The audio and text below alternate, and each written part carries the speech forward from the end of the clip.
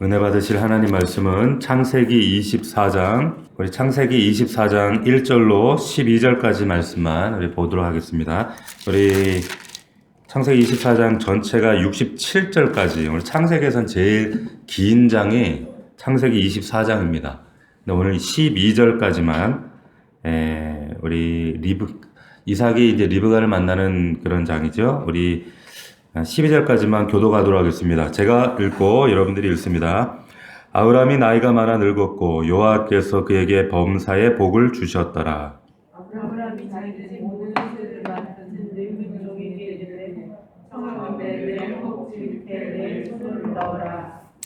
내가 너에게 하늘의 하나님 땅의 하나님이신 여호와를 가리켜 맹세하노니 너는 내가 거주하는 이 지방 가나안 족속의 딸 중에서 내 아들을 위하여 아내를 택하지 말고 내 족속에게로 가서 내 아들 사사를 위하여 아내를 택하라. 종이 이르되 여자가 나를 따라 이 땅으로 오려고 하지 아니하거든 내가 주인의 아들을 주인이 나오신 땅으로 인도하여 돌아가리까. 아브라함이 그에게 이르되 내 아들을 이로 데리고 돌아가지 아니하라. 하늘의 하나님 여호와께서 나를 내 아버지의 집과 내 고향 땅에서 떠나게 하시고 내게 말씀하시며 내게 맹세하여 이르시기를 이 땅을 내 씨에게 주리라 하셨으니 그가 그 사자를 너보다 앞서 보내실지라. 내가 거기서 내 아들을 위하여 아내를 택할지니라.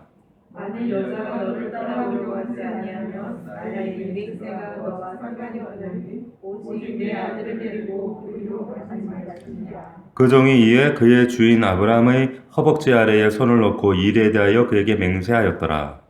이에 종이 그 주인의 나팔 열매를 끄고 떠나되 곧 그의 주인의 모든 좋은 것을 가져오려나 예성 선자니아로 가서 아브라함의 성에 이르러 그 낙타를 성박 우물 곁에 굴렸으니 저녁 때라 여인들이 물을 기르러 나올 때였더라. 다같이 그가 이르되 우리 주인 아브라함의 하나님 여호와여 원하건대 오늘 나에게 순조롭게 만나게 하사 내 주인 아브라함에게 은혜를 베푸시옵소서.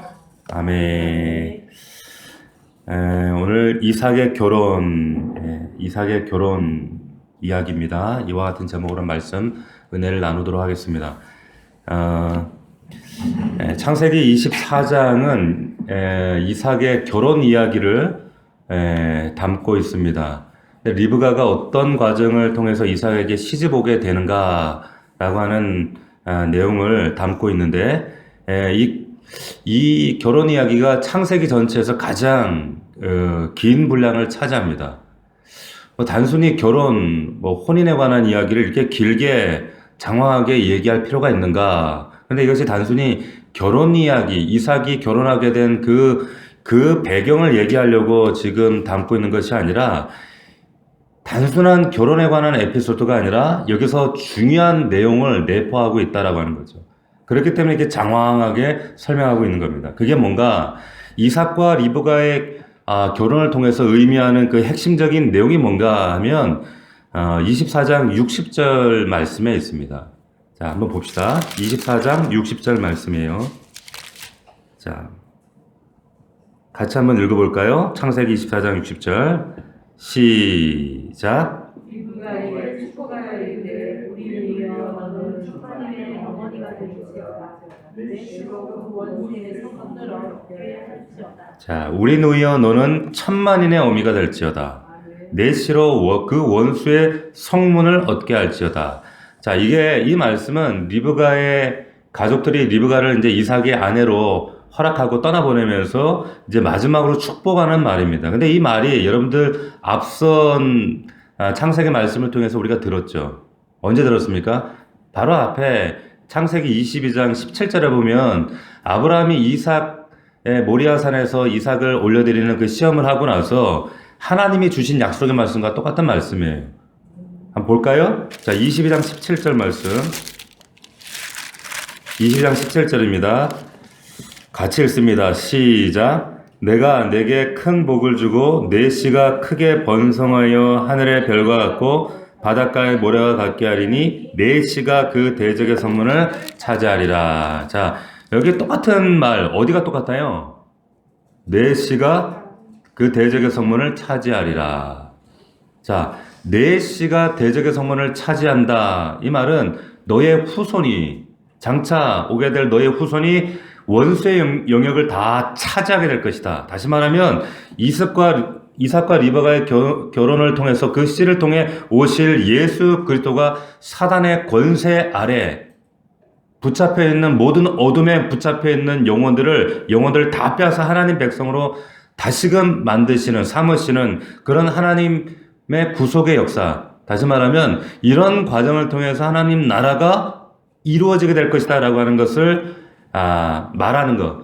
그런 의미의 결혼이 바로 그런 출발에서 이 결혼을 이야기하고 있는 거예요. 그런 의미입니다. 그러니까 다시 말하면 창세기 24장은 단순한 결혼 이야기가 아니라 이스라엘이라고 하는 민족, 그리고 이후에 하나님의 나라를 설명하기 위해서 하나님의 나라는 도대체 이 땅에 어떻게 재현되는가, 구현되는가, 완성되는가 하는 것을 리브가와 이 이삭의 결혼의 이 배경을 통해서 지금 설명하고자 하는 거예요. 뒤에 다시금 제가 다시 자세히 설명을 하겠지만 지금 이 이야기를 이 창세기의 청자들이 누굽니까? 출애굽한 이스라엘 백성들이에요. 광야길을 걷고 있는 정말 하루 앞을 내다볼 수 없고 불안하고 하나님이 누구며 주권자가 누구며 지금 우리는 어디로 가면 나는 누구고 이런 혼란 속에 지금 두려움의 길을 걷고 있는 이스라엘 백성들에게 지금 이 말씀을 쓰고 있다는 사실을 우리가 잘 기억을 해야 됩니다. 자, 이 이야기. 자, 그래서 오늘 본문의 시작이 지금 어떻게 시작되는가 다시 1절로 24장 1절로 보시면 아브라함의 나이가 많아 늙었고 나이가 많아 늙었다 이런 말로 시작이 되고 있죠.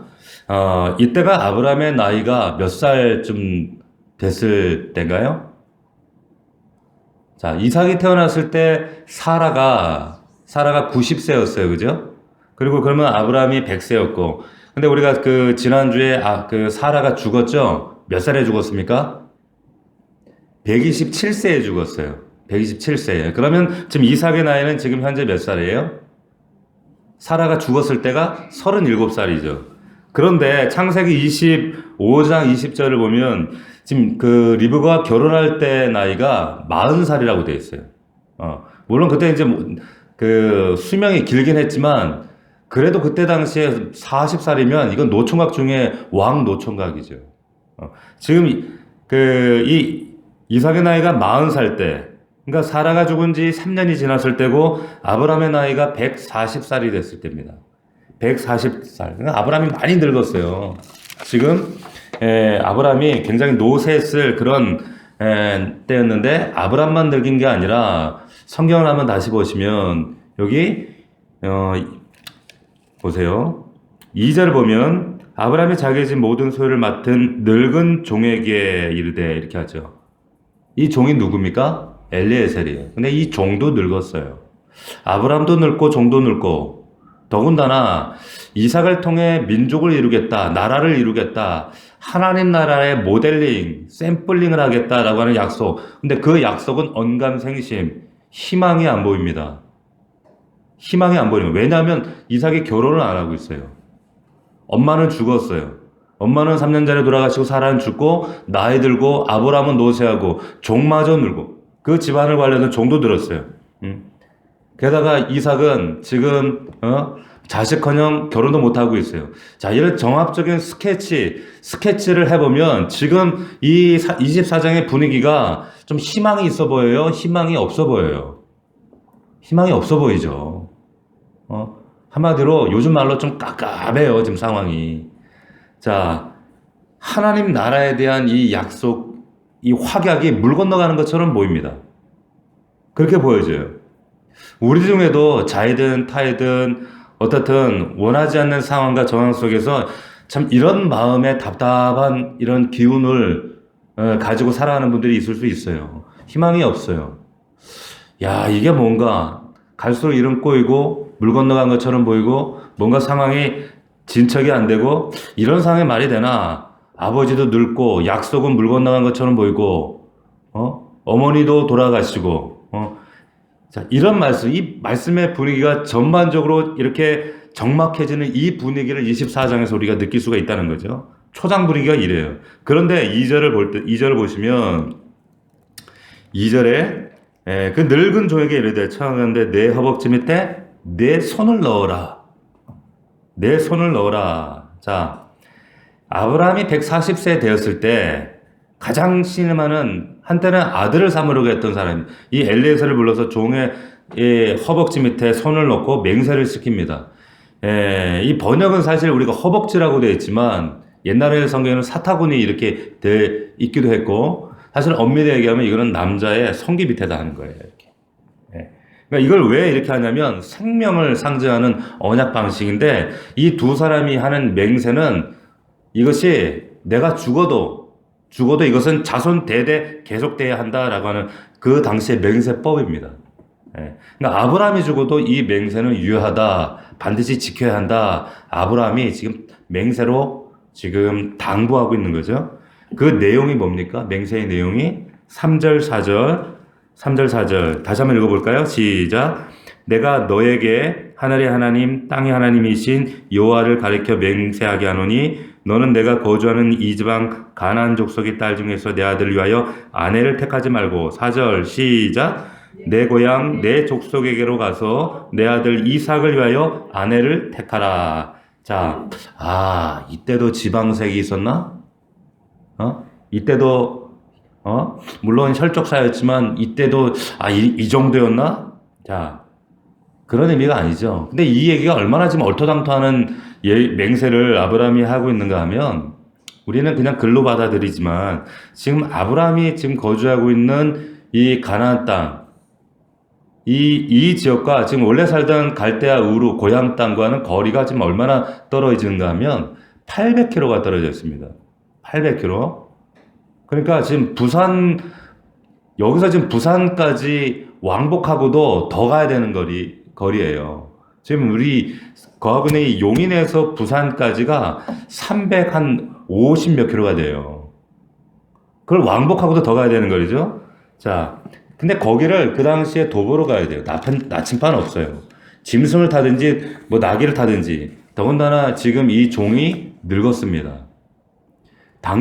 이 당시에 이 먼 거리를 여행한다는 것은 생명을 거는 거예요. 우리가 역사적 사료에도 보면 우리 조선시대나 훨씬 이전에 납침반이 없었던 과거에 지방에서 전라도에서 뭐 경상도에서 한양을 간다라고 하는 것은 실제로 그 여행길을 올랐다가 죽는 사람들이 굉장히 허다했습니다.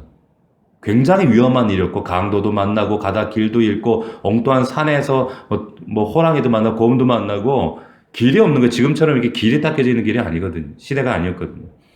자, 목숨을 건 그런 여정이었는데 지금 이 길을 가는 거예요.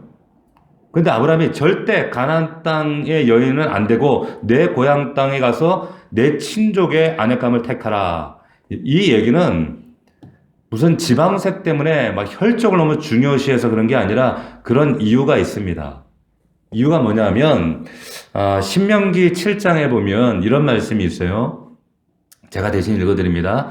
내 하나님 여호와께서 너를 인도하사 내가 가서 차지할 땅으로 들이시고 내 앞에서 여러 민족 헷 족속과 기르가스 족속과 아모리 족속과 가나안 족속과 브리스 족속과 히위 족속 여부스 족속 너보다 많고 힘이 센 7 족속을 쫓아내실 때에 내 하나님 여호와께서 그들을 내게 넘겨 내게 치게 하시리니 그때 너는 그들을 진멸할 것이라. 그들과 어떤 언약도 하지 말 것이요 그들을 불쌍히 여기지도 말 것이며 3절입니다. 또 그들과 혼인하지도 말지니 내 딸을 그들의 아들에게 주지 말 것이요 그들의 딸도 내 며느리로 삼지 말 것은 그가 내 아들을 유혹하여 그가 여호와를 떠나고 다른 신들을 섬기게 함으로 여호와께서 너희에게 진노하사 갑자기 너희를 멸하실 것임이라. 자, 하나님께서 그 땅에 들어갈 때에 정말로 아주 강한 어조로 당부하신 말씀이에요. 가급적이면 우리 믿음의 아이들이 믿음의 사람들, 믿음의 가정과 만나서 결혼했으면 좋겠다. 이것이 이제 혹자들은 교회가 기독교가 너무 배타적이지 않습니까? 상식적으로 생각해도 믿지 않는 남자 아내를 만나서 전도하면 뭐 하나님도 좋고 우리도 좋고 다 좋은 거 아닙니까? 그런데 원론적으로 얘기하면 하나님 그다지 이걸 그다지 기뻐하지 않으세요. 그리고 제가 목회 임상의 현장에서도 보할 때 물론 그 영혼을 구원하는 것도 귀한 일이긴 한데 그 뭐 아내가 되었든 남편의 입장이 되었든 그 과정에서 겪어야 될 그 핍박과 믿음의 수열이 너무 커요. 너무 크다는 거죠. 가급적이면 그러지 않는 게 근데 사실 가장 큰 이유는 뭐냐? 여기 신명기 말씀에도 나와 있지만 여호와를 떠나게 만들어요. 적어도 떠나진 않더라도 멀어지게 만드는 건 자명합니다. 오늘날도 마찬가지. 그래서 하나님께서 이거 긋고 이것을 금하시는 거죠. 자, 아브라함이 늙은 종에게 그렇게까지 해서라도 고향 땅 가서 아내를 택해라. 이것은 단순하게 혈통적 문제가 아니라 이것은 신앙적 이유 때문이었습니다. 자, 아브라함이 종에게 제시한 며느리감의 조건이 뭐였어요? 단순하게 얘기하면 두 가지예요. 인물이나 재산이 아닙니다. 배경이 아니에요. 하나는 가난한 여자는 안 된다는 거예요. 가난한 여자는 안 된다. 두 번째는 뭡니까? 믿음을 보라는 거예요. 자, 지금 아브라함이 지금 가난한 여자는 왜 안 된다고 했는가? 가난 와서 지금 아브라함이 지금 이미 얼마를 산 거예요? 지금 인생에 지금 한 그 80년은 넘은 시간, 80년도 더 냈죠. 더 된 시간을 좀 가난해서 시간을 보냈단 말이에요. 지금 이 시간을 가난에 지내면서 아브라함이 내린 결론입니다. 결론이에요. 가난한 여자는 순결하지 않다는 거예요. 육적인 것뿐만 아니라 영적으로도 굉장히 혼탁하다는 것을 아브라함이 내리고 결론 내린 겁니다. 안 된다는 거예요. 두 번째, 뭘 지금 당부했어요? 믿음이에요. 근데 여기서 좀 이제 이해가 안 돼. 아니, 그럼 뭐 아브라함의 여기 고향 땅에 있는 사람은 믿음이 있었는가? 이 사람들은 하나님 믿고 있었는가? 지금 아브라함이 얘기하고자 하는 믿음은 어떤 믿음을 말하는가 하면, 보세요. 지금 리브가를 찾아가서 그 종을 통해서 권면하죠. 보지도 못하고 듣지도 못하고 한 번도 생명부지 남자와 결혼하기 위해서 낯선 땅을 향해서 지금 낯선 노인 종의 얘기만 듣고 따라 나서는 거. 그렇게 무작정 따라 나선다는 것은 그 이야기의 배경과 그 이야기를 전적으로 믿고 신뢰 경험만 가능해요. 근데 흡사 이 모습이 누구와 비슷하냐면 하란을 떠났을 때의 아브라함 자신의 모습과 비슷하다는 거예요. 자, 처음 보는 이 엘리에스를 통해서 아브라함과 이삭에게 역사하셨던 그 하나님, 아브라함을 부르시고 그 숱한 애국과 그랄과 수많은 연단 속에서 아브라함을 만들어 가신 하나님, 그 얘기를 듣고 그 역사를 믿고 따라오는 여자, 그거 쉽지 않죠. 근데 그 믿음에 반응할 수 있는 여자면 된다는 거예요. 하란에서 한 번도 하나님의 하자도 들어보지 못한 아브라함이 부르심만 따라서 약속만 믿고 말씀만 듣고 나서는 그 믿음, 순종했던 그 믿음, 흡사 자신처럼 그 말씀에 반응할 수 있다면 그 믿음을 인정하겠다는 거예요. 자, 보세요. 우리 사랑하는 성도들 잘 들으셔야 돼요. 이삭의 신부로 지금 제시되어지고 있는 이 두 가지예요. 한 가지는 순결함이고 한 가지는 보지도 못하고 만지지도 못하고 듣지도 못했지만 하나님의 말씀만 듣고 이 성경의 말씀, 신비적인 체험이 아니라 어떤 영적인 체험이 아니라 내 경험이 아니라 말씀만 듣고 거기에 모든 걸 걸고 따라 나설 수 있는 그 사람, 이 믿음, 이거를 하나님은 귀하게 보신다는 거예요. 아브라함은 이거를 인정하겠다는 거예요. 자, 오늘 우리도 그리스도의 신부입니다. 교회도 그리스도의 신부죠. 저와 여러분들이 신부예요. 동일하다는 거예요. 하나님이 누구를 어떤 사람을 하나님이 찾으시는가? 어떤 신부를 찾으시는가? 순결한 신부를 찾으셔요. 아멘입니까? 순결해야 돼. 가난으로 대변되어지는 세상에 물들지 아니하고 세상의 풍속과 세상의 문화와 가치관에 거기에 타협하지 않고 처절하리 마치 싸우면서 하나님 말씀의 순전성과 진리성을 지켜내고 순결함을 지키는 거예요. 지켜내는 자. 16절에 보면 리브가가 지금까지 남자를 가까이 하지 아니한 처녀다. 이 말은 역으로 생각하면 그 가나안 문화는 그러지 않았다는 얘기예요. 그런데 리브가는 그랬다는 겁니다. 리브가는. 리브가는 지금 그 땅에서 그랬다는 거예요. 갈대 우르 땅에서. 그런데 그러기에 우리가 순결해야 된다는 거예요. 순결한 교회를 하나님 찾으시고요. 순결한 성도를 하나님은 찾아서 복 주시고 축복하시고 또 그들을 사용하신다는 거예요. 믿을 수 있기를 축원합니다. 두 번째가 뭐냐면 이 순결과 더불어 두 번째가 뭐냐? 하나님 보지도 못하고 만지지 못하고 또 듣지도 못했지만 신랑인 예수 그리스도를 우리가 보지는 못했지만 그리고 우리가 성령님의 신변 체험을 하지 못했을지라도 하나님 말씀만 붙잡고 말씀만 따라갈 수 있는 사람. 두 가지예요. 순결한가? 말씀만 붙잡고 따라 나설 만한 믿음인가? 말씀이라면 내가 전적으로 올인하고 내 모든 것들을 내려놓을 수 있는가? 이 두 가지입니다. 이게 신부의 조건이에요. 이게 신부의 조건이에요. 지금 아브람은 강력하게 지금 맹약을 하는 거, 허벅지에 손을 넣게 하고 생명을 걸고 이 두 조건에 어울리는 여자야지만이 그리스도의 신부, 우리 가문의 영적인 신부가 된다. 이렇게 맹세를 시키는 겁니다. 오늘날 저와 여러분도 마찬가지예요. 우리가 이 두 가지의 믿음으로 반응하지 못하면 우리는 하나님 앞에 거룩한 예수 그리스도의 신부로 그분의 손에 붙잡힐 수가 없다는 거예요. 꼭 기억할 수 있기를 바랍니다. 자, 다음 보세요. 다음 보시면 아브라함의 종이 자 질문을 하는 거예요. 이 엘리에셀이 뭐라고 하냐면 거기서 보지 않은 남자 이제 만났다 치더라도 시집 오겠다. 그 먼 곳까지 오겠다라는 사람이 여자가 그런 여자가 없을 경우에 그러면 그렇잖아요. 먼 그 여정을 생명부지 땅에 누가 하겠어요? 그러면 대신에 이삭을 그 땅으로 데려가도 되겠습니까? 이 얘기를 하는 겁니다. 5절 보세요. 5절 종이 이르되 여자가 나를 따라 이 땅으로 오려고 하지 아니하거든 내가 주인의 아들을 주인이 나오신 땅으로 인도하여 돌아가리까? 이삭을 데리고 그 땅으로 가도 되겠습니까? 자, 이 질문을 보면 사실은 엘리에셀의 당연한 질문입니다. 자, 주인님 보세요. 아무리 멀든 막연한 뭐 대상이든 신랑을 한 번도 보지 못하든 뭐 그건 다 좋은데 만약 그 여자가 정말 하나님의 정한 그 배필이 맞아서 확인이 되어서 이 여인이구나, 이 사람이구나 눈으로 확인했을 때 거기까지는 하나님의 참 놀라운 은혜일 텐데 은혜인 건 알겠는데 그 여자가 죽음을 각오하고 그 먼 여정을 1000km 가까이 된 여정을 그리고 생명을 걸고 생명부지의 고향 땅을 떠나서 그것도 이 처음 보는 늙은 종의 말을 듣고 오지 않겠다고 하면 않겠다면 어떻게 하면 좋겠습니까? 지금 그 얘기하는 거죠. 이거 당연한 얘기 아니에요? 어떤 여자가 이걸 따라 나서겠어요?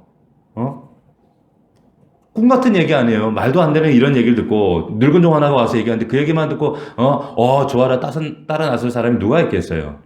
그러니까 종이 상식선에서 이런 질문을 하는 게 당연합니다. 8절에도 똑같은 얘기가 나와요. 8절에 보면 만일 여자가 너를 따라오려고 하지 않으면 나의 이 맹세가 너와 상관이 없나니 오직 내 아들을 데리고 그를 가지 말지니라 이렇게 얘기를 하거든요. 자, 그런데 이 말씀에서 지금 초점이 뭔가를 여러분들이 놓치면 안 돼요. 초점이 여자가 따라오지 않는다는 데 초점이 있는 게 아니라 여기에 초점은 뭐냐면 이 아들을 주인의 아들 이삭을 데리고 결혼을 어쨌든 시켜야 돼서 그 대상자 만나서 확인이 됐는데 안 오려고 하면 내가 이 메소포타미아 지역으로 이삭 당신의 아들 데려가도 되겠습니까? 근데 아브라함이 뭐라고 합니까? 그건 안 된다. 그러면 그 결혼은 없던 걸로 하자 이렇게 얘기하는 거예요. 그러면 결혼은 없던 걸로 하자. 잘 보세요. 지금 이 결혼에 상당한 이 중요한 근거가 뭐냐는 거죠. 뭐예요? 오냐 안 오냐의 문제가 아니라 약속의 땅에 지금 방점이 있는 거예요. 약속의 땅이 기초라는 거예요. 이 창세기에서 말하는 땅이라고 하는 예치라고 하는 땅이 이게 중요하다는 거예요. 우리가 지난주에도 23장에 살펴봤지만 그 아내의 죽음에 아브라함이 뭐에 집착을 했어요? 땅에 집착하잖아요. 무덤에, 헤브론의 땅. 바가지 쓰잖아요. 바가지를 쓰면서 그 헤브론 땅, 그 땅을 산단 말이에요. 땅을 확보하고 소유한 데 집착을 했단 말이에요. 왜? 이 이스라엘의 땅이라고 하는, 영토라고 하는, 이 예츠라고 하는 이 땅에 이 하나님 나라의 완성과 이 구속에 굉장히 의미가 담겨져 있다는 거죠. 자, 이삭을 아내감으로 택하는데 아내가 누군지도 중요하겠지만 동일한 중요한 근거로 뭘 잡고 있냐면 땅을 문제로 삼고 있는 거예요. 땅. 그만큼 땅이 중요하다. 그 여자를 반드시 이 땅으로 데려와야 되고 이 땅에서 이삭은 절대로 떠날 수 없다. 떠나서는 안 된다. 제가 전에 한번 이런 말씀 드렸지만 하나님 나라의 세 가지 구성 요건이 있죠. 뭡니까? 나라가 있으려면 먼저 땅이 있어야죠. 영토가 있어야죠. 그리고 하나님 백성이 있어야죠. 백성. 또 하나 뭡니까? 주권이 있어야 돼요. 주권. 그 주권은 신정국가에서 이 이스라엘 하나님 나라에서 그 주권은 누구에게 있어요? 백성에게 있는 것이 아니라 그건 민주주의에 있는 것이고 그 주권은 하나님께 있어요. 하나님이 다스리세요. 그런데 그 백성은 이제 이삭을 통해서 그 씨가 나오는데 그 백성 이삭을 낳은 어머니 사라는 별명이 뭐였어요? 천만인의 어머니다. 열국의 어머니다. 이게 별명이었잖아요. 그래서 계명을 시켰잖아요. 그런데 그 이삭이 있어야 될 자리가 바로 헤브론, 이 땅이라는 거예요. 이 땅이 하나님 나라의 근거다. 자, 그래서 지금 이 이삭과 리브가의 결혼 이 프로젝트, 이 중요한 사건이 단순히 결혼 이야기가 아니라 이 결혼 프로젝트를 통해서 하나님의 나라가 어떻게 이루어져야만 하는가라고 하는 것을 선명하게 조망해주고 있는 거예요. 단순히 결혼 얘기. 그래가지고, 그래서 이 말씀을 가지고 대부분 이런 얘기가 있죠. 믿음의 배우자를 만나려면, 혹은, 정말 믿음 안에서 만나는 행복한 결혼 생활이란, 이건 지금 그 얘기 하는 게 아니란 말이에요. 성경이, 물론 그런 얘기도 뭐 여담으로 할 수는 있겠지만, 성경이, 말씀이 우리에게 의도하는 바가 뭔가를, 그리고 창세기를 쓰고 있는 모세가 지금 광야길을 걷고 있는 이스라엘 백성들에게 도대체 이 얘기를 왜 하고 있나? 이게 중요한 방점이 되어야 되는 거예요. 초점이 되어야 되는 거죠. 자, 지금 아브라함이 24장 7절 다시 보시면 이런 얘기를 합니다. 하늘의 하나님 여호와께서 나를 내 아버지의 집과 내 고향 땅에서 떠나게 하시고 내게 말씀하시며 내게 맹세하여 이르시기를 이 땅을 내 씨에게 주리라 하셨으니 그가 그 사제를 너보다 앞서 보내실지라 내가 거기서 내 아들을 위하여 아내를 택할지니라. 자, 자기가 메소포타미아 지역을 아브라함이 떠날 때 내가 무슨 약속을 따라왔는가 엘리에셀에게 다시 확인시킵니다. 나도 그 땅을 떠나서 약속을 따라 하나님께서 정하신 약속의 땅에 왔다. 그러기에 이 땅에서 그리고 이 씨를 번성케 하신다. 지금 그 이야기를 확인시키면서 100세에 낳은 지금 40대 참 희망이 없어 보이는 그 이삭을 바라보고는 있지만 그런데 그 맹약을 다시 한번 확약을 시키는 겁니다. 자, 문제는 지금 되어진 게 없어요. 민족은커녕 이삭은 결혼도 못하고 있죠. 땅도 겨우 무덤 몇 평쯤 얻은 게 다예요. 사라도 죽었어요. 지금 구체적으로 보이는 게 하나도 없어요. 자, 다시 한번 여기서 생각을 해보셔야 돼요. 지금 제가 앞에 서론에서 말씀드렸지만 이 창세기는 지금 모세가 썼습니다. 근데 모세가 누구 보라고 쓴 거예요? 지금 광야길을 걷고 있는 이스라엘 백성들, 그 듣고 있는 대상이 광야길에 있는 하나님의 하자도 잘 모르고 있는 지금 출애굽해서 광야길을 걷고 있는 이스라엘 백성들입니다. 이 이스라엘 백성들, 이들은 아무것도 없는 지금 사막 광야길을 걷고 있는데 앞으로 내 미래가 어떻게 될까? 우리 가정이 어떻게 살아갈까? 지금 우리는 어디로 가고 있는가? 불안함이 있어요. 지금도 이 뜨거운 떼약볕을 걷고 있는데 지금 여기는 어디고 나는 누구고 나는 왜 가고 있지? 이런 혼란 속에 겪고 있어요. 하나님이 지금 이삭과 리브가의 결혼 이야기를 통해서 이 이스라엘 백성들 이들에게 하고자 하는 말씀이 뭐냐면 리브가와 이스가 이 결혼의 결과로 태어난 후예가 바로 너희다 얘기하는 거예요. 바로 이게 너희다. 자, 그리스도의 신부를 예표하는 구약 교회가 바로 너희다. 너희가 바로 그 구약 교회인데 하나님께서 너희를 왜 이 광야길을 걷게 하시는 줄 아느냐? 하나님께서 이 광야길을 통해서 너희들을 연단하시고 훈련하시고 이 고난과 연단을 너희가 몸으로 믿음으로 받아냄을 통해서 하나님의 나라와 하나님 백성됨과 하나님의 주권이 어떻게 완성되어져 가는가라고 하는 것을 지금 하나님께서 시뮬레이션 해주시는 거예요. 이 결혼 이야기를 통해. 아멘입니까? 자, 이게 그럼 누구의 얘기예요? 바로 또한 저와 여러분의 얘기를 하는 거예요. 저와 여러분들에게 동일하게 하시는 얘기예요. 코로나 시대 하루하루 불안하고 막막하고 깜깜한 길을 걸어가고 광야길을 걸어가고 있는 우리에게 너희를 통해서 하나님의 나라와 주권과 하나님의 역사하심이 섭리하심이 주권하심이 어떻게 이루어질 것인가 생생하게 보라 이 말이에요. 생생하게 봐라. 지금 이 말씀을 하고 계시는 겁니다. 중요한 게 뭐예요? 하나님의 믿음 하나로 지금 이 먼 여정을 떠났던 이 엘리에셀 종처럼 이 종을 하나님이 인도하셨듯이 광야 이스라엘, 지금 출애굽에서 광야길을 걷고 있는 이스라엘 백성도 이렇게 인도할 것이다. 그 옛날 하나님이 아브라함의 종을 통해 이 엘리에셀을 통해 리브가를 찾아 그 이삭의 아내를 삼기 위해서 그 먼 여정을 떠났던 것처럼 지금은 하나님께서 엘리에셀 대신에 그 종 모세를 통해서 그 애굽 땅에서 이스라엘 끌어내시고 거룩한 하나님의 나라로 거룩한 하나님의 백성으로 그리고 하나님의 통치가 이루어지는 그 나라를 완성하기 위해서 너희들을 거룩한 구약의 교회로 만들어가고 있다라는 말씀을 하고 계시는 거예요. 이 말씀이 지금 저와 여러분들 가정에게 동일하게 하시는 말씀이에요.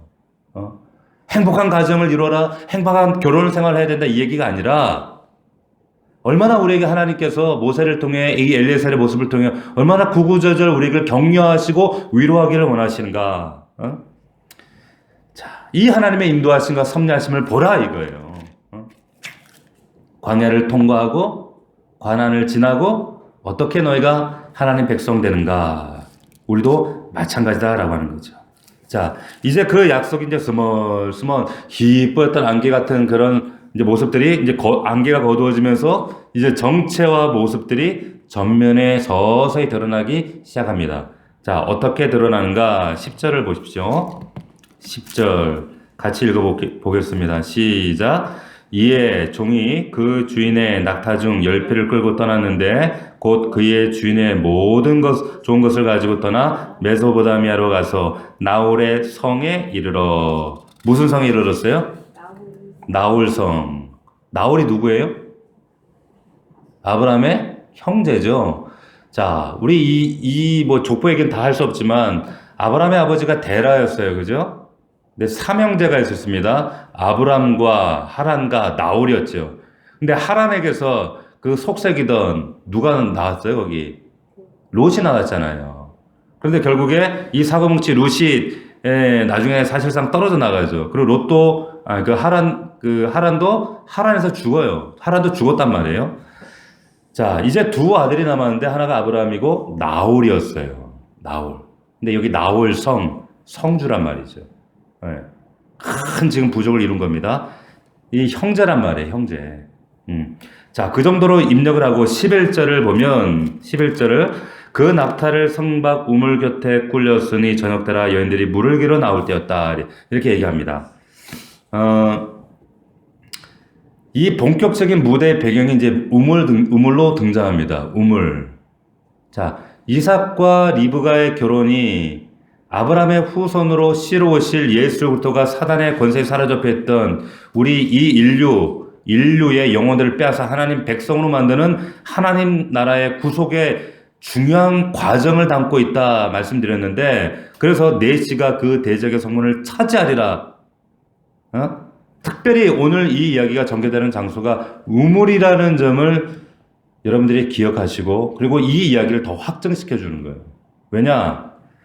구약에서 이 우물가에서 신랑 신부를 만나는 것은 특별한 상징이 있는 그 자리가 우물가입니다. 야곱이 아내 라헬을 만났던 것도 우물이었어요. 모세가 그 아내 십보라를 만났던 것도 우물가였습니다. 신약에 오면 예수님께서 그 요한복음 4장의 우물가에서 남편이 우물가에서 남편이 허다하게 많았던 그 여인, 그 세상 남편을 통해서 인생의 목마름을 해결해 보려 했던 그 사마리아 여인을 만나시는 그 장면 찾아오셔서 새로운 생명을 주시고 생수를 부어주시고 참 남편이 되어주셨던 그 우물가의 사건, 거기서 절정을 이루잖아요. 우물가에 찾아오셔서 만난 사마리안, 인생의 정말 그 갈증과 멈추지 않는 그 목마름을 해결하기 위해서 한낮에 그 우물에 가서 물을 따야 할 만큼 고립되고 외롭고 절망적이었던 이 버림받은 인생. 근데 예수님께서 십자가에 죽으시면서 내가 목마르다. 외치고 스스로 목마름을 짊어지고 그리고 죽으심으로 우리의 목마름을 가져가 버리셨어요. 우리 영혼의 목마름을 가져가 버리셨다니까요. 그리고 부활하시면서 우리에게 모든 믿는 자에게 영원히 목마르지 않은 성령의 생수를 주셔서 부활하심으로 그걸 믿는 자에게 우리에게 진정한 참 남편이 되어주셨다는 거예요. 그 배경이 우물이었어요. 물이었다는 거죠. 그렇게 예수님께서 십자가의 부활로 이제 대적의 성문을 차지하시고 그리고 하나님 나라의 영원한 생명을 우리에게 주시는 거예요. 그 배경의 말씀이 지금 우물이었다는 거예요. 우물. 바로 그 예수 그리스도의 구약 이야기, 하나님 나라가 함축적으로 우물가에서 전개되고 있는데 지금 리브가 이삭의 결혼 이야기 그 이야기에 지금 시발점이 되고 있는 거예요. 자, 지금 이제 종의 걸음을 인도하셔서 우물가로 당도하는 건 영적으로도 그래서 깊은 의미가 있는 거죠. 자, 12절. 자, 오늘은 12절까지만 우리가 살펴보는데 같이 읽습니다. 시작. 그가 이르되 우리 주인 아브라함의 하나님 여호와여 원하건대 오늘 나에게 순조롭게 만나게 하사 내 주인 아브라함에게 은혜를 베푸시옵소서. 자, 내 주인 아브라함에게 은혜를 베푸시옵소서. 이렇게 엘리에셀이 기도를 합니다. 늙은 몸을 이끌고 생명을 지금 죽음을 불사해서 그 먼 여정 순종을 통해서만 가능했던 그 길을 왔어요. 그리고 나홀성에 당도해서 아직 들어가지 않았지만 성박 우물에서 낙타에게 무릎을 꿇리고 조용히 앉아서 이제 하나님 앞에 하나님의 인도를 감사하면서 그리고 그분 앞에 기도합니다. 이렇게 기도하는 거예요. 순조롭게 만나게 하시고 내 주인 아브라함에게 은혜를 베푸시옵소서. 자, 그 기도의 내용이 뭐였습니까? 자신의 기도가 아니라 주인을 위한 기도예요. 이 주인 아브라함에게 은혜를 베푸시옵소서. 자, 여기서 종은 뭔가? 종은 누구인가? 우리도 하나님 앞에 종으로 부름받았는데 물론 하나님의 자녀이기도 하지만 종의 모습이 어때야 되는가 그 정형을 우리가 이 장면에서 만날 수가 있어요. 종은 지금 엘리에셀의 기도를 통해서도 우리가 알 수 있지만 자기 모습이 자기가 없어야 돼요. 이 기도에 자신이 전혀 없죠. 1절 시키신 분의 의도에 따라서 내 인생이 존재하고 있어야 된다. 지금 이 종의 모습을 엘리에셀을 통해 보여주는 거예요. 종이 가지는 자리가 뭔가? 종이 차지하는 위치가 뭔가? 여러분, 종은 왜 종으로 존재하는가? 순종하기 위해서 존재해요. 하나님께서 가장 좋은 제물로 삼으시는 것도 뭐라 그랬어요? 동물 제사가 아니라 순종이라고 했거든요. 순종이 제사보다 낫다. 우리 순종과 맹종은 구별해야 되죠. 우리가 말하는 것은 맹종이 아니죠. 절대 같은 개념이 아닙니다. 아브라함뿐만 아니라, 근데 이 엘리에셀도 순종을 알았어요. 순종할 줄 알았어요. 우리가 지난 그 창세기 22장에서 모리아 땅에서 그 산에서 마지막 시험 테스트를 받으면서 자신의 전 존재를 드림으로 하나님 앞에 아브라함이 내놓았던 그 기가 막힌 순종. 근데 그 놀라운 순종이 이 엘리에셀에게도 그대로 지금 나타나고 있다는 거예요. 순종하는 모습이. 우리 피텍 집사님들에게 지금 이제 뭐 우리가 순례도 다녀오고 또 이런 과제들이 있어요. 그 과제 중에 하나가, 존 비비어라고 하는 목사님이 쓰신 순종이라고 하는 책이 있습니다. 그 책을 지금 열심히 읽고 계시는데,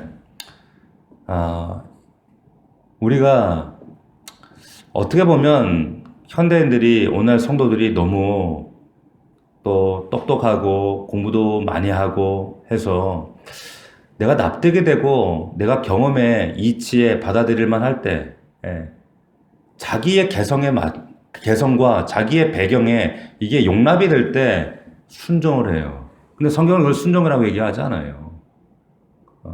그렇게 하는 건 동의라고 하는 거죠. 근데 성경에서 제자들에게 그리고 그 종들에게 요구하셨던 것은 예수 그리스도의 도를 따르는데 첫 번째 제일 중요한 덕목이 뭐냐? 순종입니다. 맹종하라는 의미가 아니에요. 말씀에 근거해서 하나님 말씀에는 전적 순종. 이것이 기본적인 우리의 믿음의 자질로 자리 잡기 전에는 정말 하나님의 나라가 그의 심령 안에나 또한 그 사역 가운데 이루어지지 않습니다. 왜냐? 자꾸 인본주의하게 돼 있거든요. 하나님의 나라는 그런 식으로 임하지 않아요. 세상 원리에 따라서 하지 않아요. 지금 이 종에게 아브라함이 보여줬던 그 순종의 그 순종의 모습이 이 엘리에셀에게 그대로 나타난 거예요. 그러면 하나님의 약속과 이 성취 사이의 이 간격을 메우는 데는 반드시 순종하는 자가 있어야 됩니다. 순종이 있어야 돼요. 자, 하나님의 약속이 선포되어져요. 성취되려면 이 사이에는 무한한 우리가 알 수 없는 시간의 간격, 틈이 있어요. 근데 이 틈이 메워지는 놀라운 하나님의 역사, 증거들이 뭐냐면 바로 순종하는 자들의 순종이에요. 순종입니다. 창세기의 중요한 메시지 중에 하나가 하나님의 약속은 시간이 되면 반드시 성취된다는 거예요. 주권자가 하시기 때문에 반드시 성취된다. 그러나 그 사이에 무수한 사건, 아브라함의 그 인생을 통해서도 우리가 무수히 발견했지만 무수한 사건들이 있었지만 약속과 성취 사이에 이 간격과 그 틈 사이에 메워지고 있는 것은 뭐냐? 순종하는 자의 순종이 있었다는 거예요. 이게 없으면 절대 약속은 성취까지 이루어지지 않는다는 거죠. 그러면 이 늙은 종이 순종하지 않았다면 하나님 역사가 중단되는가? 그렇지 않죠. 하나님은 다른 사람을 쓰셔요. 순종하는 사람을 쓰시는 거예요. 본문은 뭘 말하는 거예요? 이런 일에 쓰임 받으라는 거예요. 저와 여러분들이 순종함으로 이러한 하나님의 거룩한 일에 여러분 초대는 받지만 쓰임 받는 사람은 적다 그랬거든요. 쓰임 받는 여러분들이 되기를 주의 이름으로 축복합니다. 가나안 혼인잔치에 보면 포도주가 모자라서 결국 물로 포도주를 만드는 역사를 하나님, 이 변화되는 기적을 하나님께서 하셨어요. 근데 그곳에서 연회를 즐긴 손님들이 야, 맛있는 포도주를 만나고 깜짝 놀라잖아요. 그런데 아무도 몰라요. 누구만 알았어요? 이 포도주가 어디에서 나는지 알지 못했지만 물돈 하인들은 알더라. 순종하는 자들만 아는 거예요. 순종하는 자들만 그리스도의 비밀, 하나님 나라의 비밀과 은혜의 비밀, 축복의 비밀을 순종하는 자들만 알게 되는 거예요. 그 잔치에 초대받은 사람들은 많았지만 순종하는 사람들은 하인들 뿐이었다는 거예요. 여러분들 초대만 받지 말고 순종하는 자들이 되기를 주의 이름으로 축원합니다. 하나님 말씀은 이것을 말씀하고 있는 거예요. 말씀을 맺겠습니다. 순종하는 자에게 순종하는 자녀가 나와요. 반드시 그렇습니다. 아브라함에게 엘리에셀이 나왔어요. 그리고 이삭이 나왔다는 거죠. 오늘 본문은 단순히 결혼 이야기가 절대로 아닙니다. 내 씨로 원수의 성문을 얻게 할 것이다. 지금 이 이야기를 통해서 창세기 22장에 있는 똑같은 말씀을 지금 2번 반복하고 있는 것은 이 결혼이 후에 오실 예수 그리스도를 통해서 사단의 권사를 잡혀있고 있는 수많은 영혼들, 인류를 하나님 되찾으시겠다. 그래서 하나님 나라를 어떻게 일구어 나가겠다라고 하는 지금 밑그림을 보여주시는 거예요. 중요한 것은 이 창세기의 이 24장, 이 창세기 전체를 듣고 있는 청자가 누구라고 그랬어요? 지금 고단하고 메마른 광야길을 걷고 있는 출애굽한 이스라엘 백성들이에요. 마치 이 고단하고 피곤한 이 코로나 시대를 걷고 있는 우리들이에요. 앞으로 어떻게 될지 몰라요. 미래가 어떻게 될지 몰라요. 막막해요. 두려워요. 불안함이 있어요. 내가 왜 이 길을 믿음의 길을 걸어가야 되는지 알 수가 없어요. 그런데 이 리브가와 이삭의 결혼 이야기를 들려주면서 이스라엘 너희들이 오늘 우리 넘치는 교회 성도 너희들이 이삭과 리브가의 놀라운 결과로 지금 열매 맺은 아브라함의 후예들이다. 믿음의 후예들이다. 너희들이 그 구약 교회고 너희들이 오늘 우리 교회 성도들이 바로 이 신약 교회다. 너희들의 광야의 이 고난의 연단의 길을 지금 견뎌내고 받아내고 있는 이 모든 과정들을 통해서 하나님의 나라가 지금 가까이 오고 있다. 이렇게 말씀하고 있는 거예요. 그게 바로 너희들이 바로 그 주인공이다. 말씀하고 우리를 격려하고 계십니다. 두 가지 신부의 자격이 있다고 했어요. 첫 번째, 순결함. 순결해야 돼요. 아유, 그렇게 해가지고 어떻게 신앙생활 해? 아이, 다 그렇고, 장로 권사도 다 그렇게, 뭐 세상, 저 장로 보니까 술 먹고 담배 피우고 다 돼. 예. 여러분, 순결하지 않으면 신부는 자격이 없어요. 자격이 없습니다. 남자를 가까이 하지 아니한 처녀라 그랬어요. 그리고 이 말은 세상과 죄와 타협해서는 안 된다는 얘기예요. 두 번째, 하나님 약속의 말씀만 믿고 그 먼 길을 따라 나서는 그 믿음이 있는가?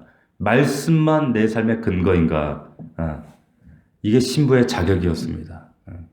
순결함과 하나님 말씀입니다. 오늘 이 말씀을 통해서 그리고 이 엘리에셀의 순종하는 믿음을 통해서 다시 한번 우리의 믿음을 하나님 앞에 점검하고 정말 하나님께서 이 말씀을 통해 우리에게 다시 한번 격려하기를 원하시죠. 광야길을 걷고 있는 우리에게 너희가 바로 그리스도의 신부다.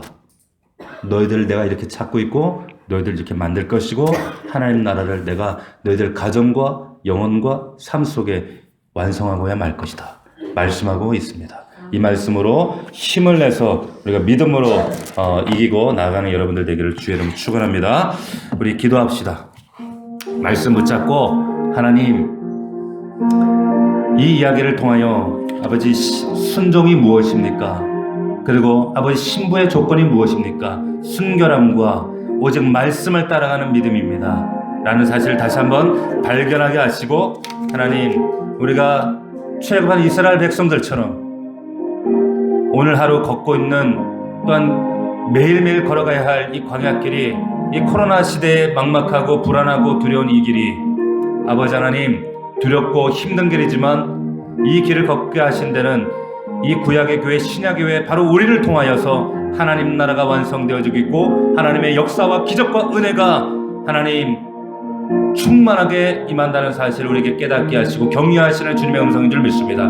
말씀 붙들고 다시 한번 아버지 우리 교회와 민족과 우리 가정을 위해 축복하게 하시고 기도하게 하시고 우리가 힘을 내어 이 하나님 나라의 온전한 완성을 위하여 믿음을 가지고 힘을 내어 전진하는 우리 믿음의 종들 될 수 있도록 주여 우리에게 힘을 더하시고 하나님의 성령을 충만하게 하시고 다시 한번 우리의 심령에 생수의 강이 흘러넘치게 하여 주시옵소서. 우리 간절한 마음으로 우리 주여 세 번 부르고 통성으로 간구합니다.